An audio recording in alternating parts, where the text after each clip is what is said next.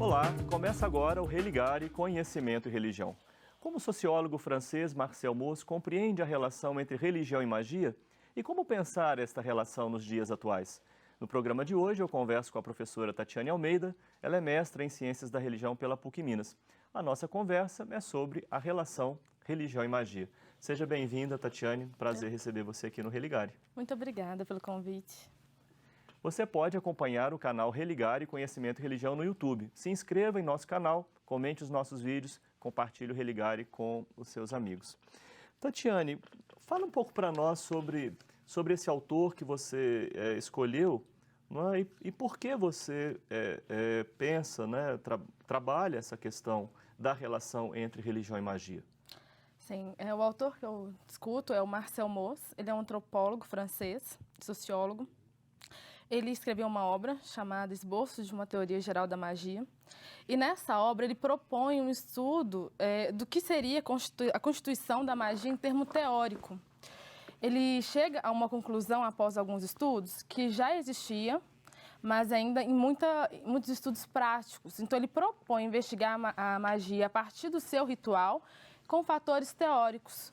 Então ele parte de ritos mágicos para desenhar tudo aquilo que constituiria uma teoria da magia. Sim. Agora, assim, por que você se interessou por esse estudo, em especial por esse autor? Como é que você chegou até esse lugar, né?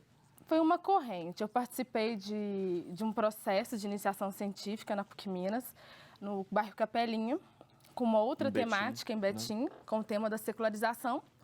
E participei de alguns cultos desse locus. E ao chegar nisso, eu comecei a pensar que dentro daquele ritual poderia ter algumas nuances de magia. Então eu fui procurar algum autor que me respaldasse a pensar naquele campo com uma outra visão. Então eu cheguei ao Marcel Mauss, comecei a ler as obras dele e comecei a fazer ponte com aquilo que eu já tinha de bagagem já como acadêmica. Você identificou traços de magia em práticas religiosas, é isso? Sim. E ficou muito mais claro a partir da leitura teórica, pela descrição ritual que o Marcel Mauss faz, a fazer ponte com tudo aquilo que eu tinha feito na pesquisa de campo. Sim. Agora, o que a gente está chamando de magia? O que você entende por magia, e especialmente a partir do Marcel Mauss? Sim, Marcel Mauss vai falar que a magia é um fenômeno coletivo, social, ela irradia do social, mas inevitavelmente ela chega a ser individual. Essa crença é irradia do social, mas o indivíduo ele tem a necessidade de fazer esse ritual de forma individual. Então é uma busca do sujeito pela sua autonomia, pelo seu resgate de subjetividade dentro desse contexto ritual. Entendo. O ritual, ele tem alguns elementos, né? Tem o mago, tem o próprio ato mágico, tem a representação mágica. Explica para nós esses elementos, né? A gente podia começar, por exemplo, então, com o mago, né? O que o Marcel Mauss ajuda a gente a entender? Sim. O mago, ele é o responsável pelo ritual. Não se trata de uma pessoa preparada ou uma pessoa que tenha feito algum curso, alguma especialização. O Marcel Mauss, ele defende a hipótese de que esse mago ele é constituído pelas próprias sociedades. Então, a sociedade, a partir da sua necessidade, ele dá essa atribuição a uma pessoa que vai se denominar mago. Então, o mago ele vai ser o agente da magia. Então, ele vai articular tudo aquilo que é subjetivo e tudo que vem da sociedade, vem do indivíduo, para fazer todo esse ritual. Então, ele vai atender uma necessidade desse indivíduo. Sim. E o ato mágico, o que seria? O ato mágico, ele consiste no ritual propriamente dito. Então, esse ato, ele chega a ser tudo aquilo que o mago vai fazer. Então, é como se fosse uma receita, trocando em miúdos. Então, ele vai colocar em prática tudo aquilo que o indivíduo pretende fazer, pede para fazer, dentro desse ato. Então, o ato, ele é o ritual. Sim, sim. E o último elemento que você trabalha é o da representação mágica. Sim, as representações consistem no resultado. É aquilo que se obtém do ritual. Sei. Você, quando fez o estudo sobre Marcel Mauss, eu pude identificar que você também se interessa por ver outros estudos não é, que também estudam a magia. Como é que você situa o Marcel Mauss, não é, nesse conjunto de autores aí da antropologia, sobretudo, não é, que pesquisam também sobre magia? Sim, estudar o Marcel Mauss me induziu a fazer um resgate de tudo aquilo que já tinha sido estudado. Aí a gente vai ter um nome de peso, que é o James Frazer. Ele aparece como o primeiro pioneiro, né, no estudo da magia primitiva. Mas até então ele traz mais a magia como um ritual e de forma prática, mas ele ainda não me chega a dar elementos de como explicar. O Marcel Mauss, ele já propõe uma vertente, que aí ele deixa bem claro na obra dele, que só é possível chegar ao que é magia se você confrontar com a religião. Marcel Mauss identifica que todas as religiões, elas têm traços mágicos. Então, ao propor esse confronto, você consegue delimitar que ambas são coletivas, mas que uma vai puxar para o indivíduo, para a subjetividade, e a religião ela vai se fortalecer nesse laço coletivo, que já é, né, sabido. Enquanto a magia, tendo essa força coletiva, ela irradia o sujeito, né? Então, tudo aquilo, o individual, ele vai prevalecer, mas não deixa de ser coletivo. Sim, há vários estudos que falam de magia e religião, colocando a magia sempre numa condição inferior. Pelo que você está falando, a partir do Marcel Mauss, a gente quebra de forma bastante significativa com essa noção meio evolucionista, né? Então, a magia é mais simples, a religião mais complexa. É isso mesmo? Sim, ele propõe um estudo equivalente. Né? De equivalência entre religião e magia. Sim, a magia, para o Marcel Mauss, ela está dentro da religião desde seus primórdios. Então, nunca houve uma separação entre religião e magia. Elas sempre houveram, mesmo que ele não trabalhe isso como hipótese, ele não chega a classificar ou chega a identificar quando a magia instaurou. Porque ele classifica a magia como algo já dentro do pensamento, dentro da consciência do indivíduo. É tanto que ele chega a falar que a magia é a arte do fazer. E fazer, o ser humano, ele já faz desde quando, né, se tem consciência. Então, ele não chega a pensar numa linha histórica ou de ruptura. Então, ele sempre trabalha com essa hipótese, desde sempre, desde os primórdios. Sempre houve uma magia, assim, e sempre houve dentro da religião. Essa questão de atribuir a magia, até muitas vezes ao charlatanismo, não entra dentro desse tipo de estudo. Né?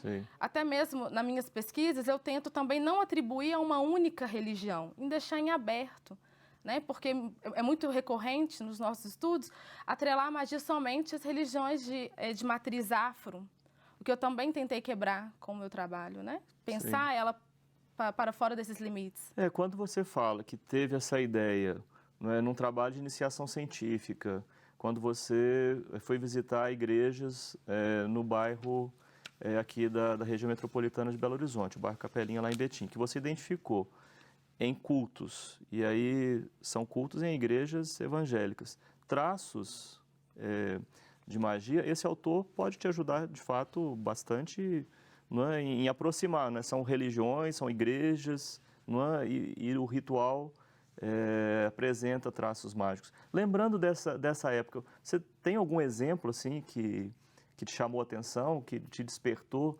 Nossa, mas isso aqui é muito próximo, né, de uma prática mágica. Eu me lembro que uma vez você me falou de óleo, de rosa, coisas do tipo. É muito recorrente, e até pensar também que no bairro Capelinha existia uma igreja católica, né? Não só evangélicas. E dentro desses cultos é muito comum você perceber que eles fazem uso de materiais. E esses materiais, objetos, etc., eles se tornam portadores de poder. E dentro desses cultos, você percebe que a água, né, ela batiza, o óleo unge, uma roupa equivale à pessoa inteira. Né? Então, dentro das leis da magia, também existem leis que respaldam esses usos de materiais que se tornam portadores de poder. Por exemplo, no culto que eu cheguei até fazer uma passagem por ele no Capelinha, o pastor ele chegou a usar uma rosa de plástico. Durante esse ritual, ele pediu que os fiéis levassem para casa essa rosa e que deixassem essa rosa em casa e essa rosa iria captar tudo aquilo de ruim que tivesse naquele ambiente. Depois, os fiéis levariam novamente essa rosa para a igreja e ela seria queimada, e todos os problemas se encerrariam. O Marcel Mauss, ele defende que, e ele chega a elencar uma dessas leis, que é equivalente, que esses materiais se tornam portadores de poder, eles não são nada mais que existe uma potencialidade mágica, que é a potencialidade de fazer destruir tudo aquilo que é necessidade do indivíduo, né? Então, a partir de uma subjetividade, você se atinge a magia. Então, o Marcel Mauss, que pensou uma outra época, outras coisas, não é? Está sendo aí atualizado, ressignificado por você, quando você identifica em cultos que acontecem hoje, não é? Nas igrejas. Me lembro que, por exemplo, esse bairro se parece muito com muitas ruas do Brasil, né? Com muitas igrejas, porta com porta, janela com janela. Ali a efervescência religiosa é muito, muito intensa. Não é? A gente podia terminar falando assim, falando um pouco, o Marcel Mauss, que não pensou essas coisas, não pensa o que você está pensando, não é? Ele estava voltado para quê, afinal de contas? Assim, qual era... Ele, quando olhava para a magia, ele estava atento a que tipo de fenômeno especificamente? Que lugar? Tá.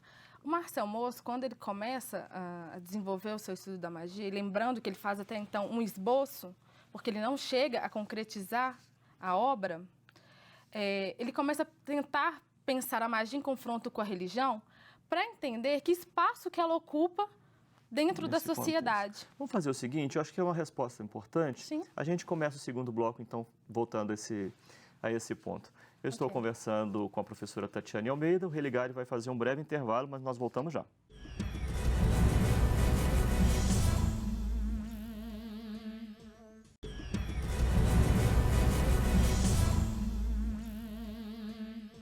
Estamos de volta com o Religare, Conhecimento e Religião. Aqui conosco hoje a professora Tatiane Almeida, que é mestra em Ciências da Religião pela PUC Minas. Nós estamos falando sobre a relação entre religião e magia no senso religioso contemporâneo, que é o tema da pesquisa da professora Tatiane. E no final do primeiro bloco você estava começando ali apenas a desenvolver a resposta sobre qual que era o contexto de Marcel Mauss, o que ele, enfim, o lugar, as manifestações que ele estudou.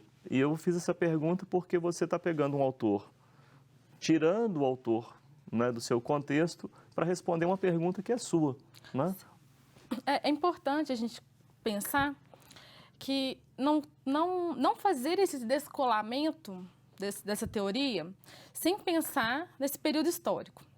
Então, quando eu me propus a fazer isso, eu também me propus a pensar o que estava acontecendo no momento qual ele concebe, em 1904, né, qual ele concebe essa teoria. Existiam várias correntes para se discutir a magia, principalmente no contexto da França. E ainda existia a questão da discussão entre primitivo, o que era primitivo, e o que era já avançado, né, nesse caso. E ele chega a pensar, dentro de toda a discussão, ele chega a se posicionar que para ele não existia essa diferença. Não existiam as culturas mais atrasadas ou mais avançadas. Existiam apenas culturas diferentes. Então, quando ele se propõe a investigar a magia, ele se propõe também a entrar dentro, de vivenciar alguns cultos, e ele vai denominar mágico, porque ele começa a fazer uma descrição. Lembrando também que nessa corrente, a antropologia, ela se dividia, né? Existiam os antropólogos de campo, e existiam os antropólogos de sala, de estudos. Então, ele interpretava aquilo que outro antropólogo trazia do campo. Então, ele se dedicava a isso. Lógico, ele também, e aí eu acho que se assemelha muito ao que nós pesquisadores hoje fazemos, que é a questão do estado da arte. Então, ele não chegou a explicar o que era magia do nada. Ele passou por outras teorias. Tendo outros estudos. Sim, outros estudos. Agora, você é pedagoga, né? E concluiu agora o mestrado em Ciências da Religião. Você não tem formação em Ciências Sociais, nem Antropologia. Como é que é isso, entrar numa outra área, ir se apropriando, não é, de um autor? Não deve ser fácil, o risco é grande. Muito grande, carece de muito estudo. A minha formação foi em pedagogia Com ênfase em ensino meu religioso, né, pela aprofundamento em PUC ensino Minas. religioso pela PUC Minas.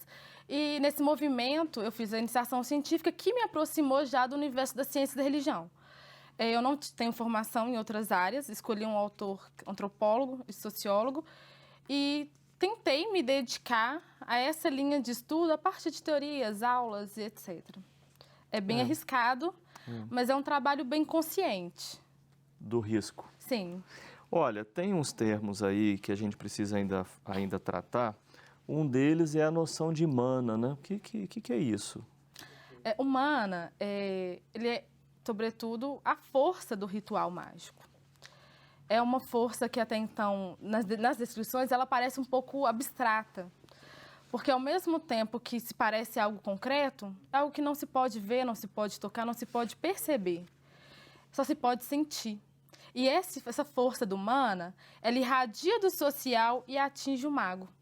Porque se o mago ele não tem mana, ele não consegue chegar ao ritual, ele não consegue chegar à representação, ao resultado. E dentro de todo o esquema da magia, se algo chega a dar errado, não é o mana que falhou, mas sim é o agente. Então, troca-se o mago, mas o mana prevalece. Entendi. Então, mana seria toda a potência que se chega a constituir o que é magia. Sim. Você está procurando o tempo todo a relação entre religião e magia, mas há uma linha aí para separar uma coisa e outra, quer dizer, pode ter relação, mas o que caracteriza propriamente o ritual mágico do ritual religioso? A gente tem que tomar um pouco de cuidado de pensar que religião e magia, embora sejam muito próximas, elas são diferentes, não são a mesma coisa. Sim, você não está falando que seja tudo a mesma coisa. Iguais. É sempre muito bom posicionar isso. A religião, ela é algo que se concretiza no social. Ela se concretiza na coletividade. E ela irradia e chega a se concretizar na coletividade. A magia não. Ela irradia do social, de uma crença coletiva, mas ela se concretiza no indivíduo, na subjetividade.